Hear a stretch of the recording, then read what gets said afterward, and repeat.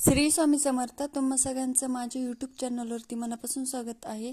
स्वामी भक्त आज पुन्हा एकदा तुमच्यासाठी नवीन स्वामी संदेश घेऊन आलेली आहे. स्वामी संदेश आपल्याला जाणून घ्यायचाच आहे, कारण प्रत्येक संदेश हा आपल्यासाठी महत्त्वाचाच असतो. जेव्हा जेव्हा आपण संदेश ऐकतो तेव्हा तेव्हा आपल्याला स्वामींची गोड लागते आणि आपण अजून स्वामींच्या जवळ जातो. म्हणून संदेश ऐकणं गरजेचं आहे.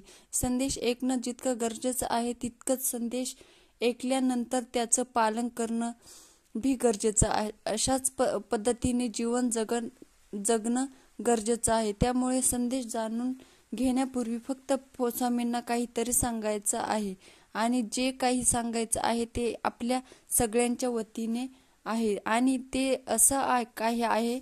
स्वामी भक्तीचा छंद लागला जीवाला, स्वामी भक्तीचा छंद लागला जीवाला, स्वामी दर्शनाची ओढ लागली मनाला, स्वामी दर्शनाची ओढ लागली मनाला. नका अंत पाहू आता स्वामी राया, नका अंत पाहू आता स्वामी राया. दर्शन घडू द्या तुमच्या या वेड्या भक्ताला, दर्शन घडू द्या तुमच्या या वेड्या भक्ताला.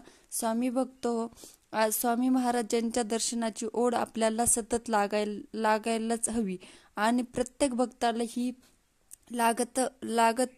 लागतच असते. पण स्वामी दर्शन घेण्यासाठी आपल्याला काही करावं लागत नाही. फक्त डोळे मिटून अंतःकरणापासून स्वामींची आठवण काढावी लागते. स्वामींना मनोभावे प्रार्थना करावी लागते. तुम्ही जिथे कुठे असाल तिथे स्वामी महाराज नक्की धावत येतील. हा अनुभव तुम्हाला असेल तर कमेंटमध्ये श्री स्वामी समर्थ आवर्जून लिहा आणि आजचा संदेश काय आहे तेही जाणून घ्या. तर बघा, स्वामी महाराज आज आपल्या भक्तांना कुठला अनमोल संदेश देत आहे ते स्वामी महाराज आपल्या प्रत्येक भक्ताला सांगतात. अरे, परिस्थिती पाहून मत बदलणारी माणसं नको ठेवू, परिस्थिती पाहून मत बदलणारी माणसं नको ठेवू. ज्यांच्या असण्यामुळे कठीण परिस्थिती बरोबर मनस्थितीही बदलेल अशीच माणसं शोधायला शिक.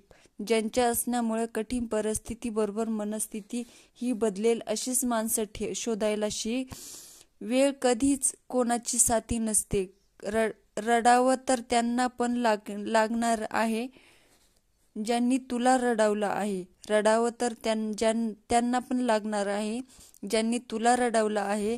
आयुष्यात त्याच व्यक्तीवर विश्वास ठेव जो तुझ्या अंतःकरणातील या 3 गोष्टी ओळखील आणि त्या 3 गोष्टी म्हणजे तुझ्या हसण्यामागील दुःख आणि तुझ्या हसण्यामागील प्रेम आणि शांत राहण्यामागील कारण. या 3 गोष्टी जी व्यक्ती मनातल्या ओळखू शकते तीच व्यक्ती खऱ्या अर्थाने तुझी आहे. नाही तर बाकी लोक फक्त तुझ्या कामापुरते उपयोग करून घेतात.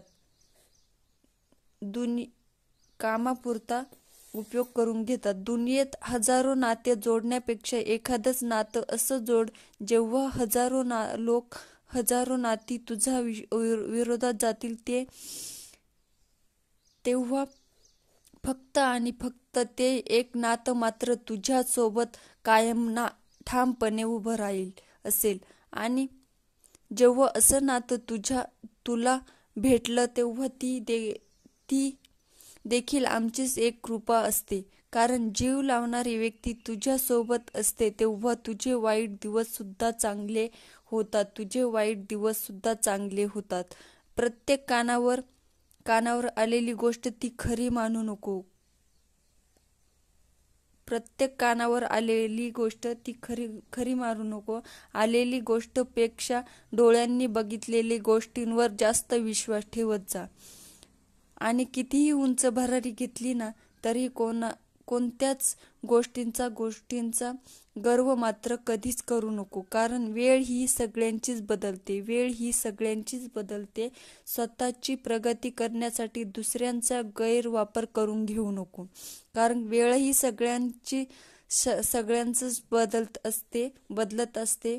आणि अजून एक महत्त्वाची गोष्ट लक्षात ठेव, स्वतःची प्रगती करण्यासाठी दुसऱ्यांचा गैरवापर करू नको. कोणा गरीबाला छळू नको, कोणा गरिबाला छळू नको. इतरांचे पंख छाटून कधी स्वतःची भरारी घेता येत नाही.